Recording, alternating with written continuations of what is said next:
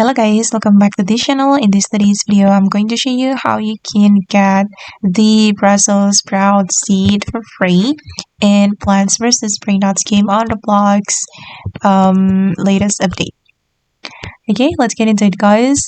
For daily rewards today, we will get the Brussels sprout seed and I'm so excited for it.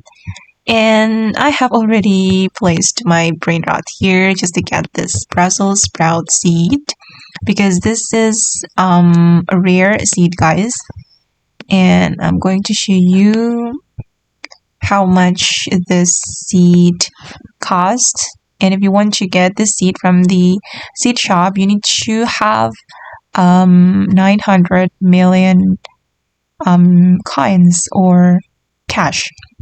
And this is a secret seed, and I'm going to plant the seed in my garden. I have already claimed it. Okay, and planting the secret seed will help you to get the secret brain rot. Okay, I'm going to plant the Brussels sprout seed right here. And I hope that I can get more secret brain rots after this. Okay guys, and that's how you can get the Brussels sprout seed for free in Plants vs Brainrots.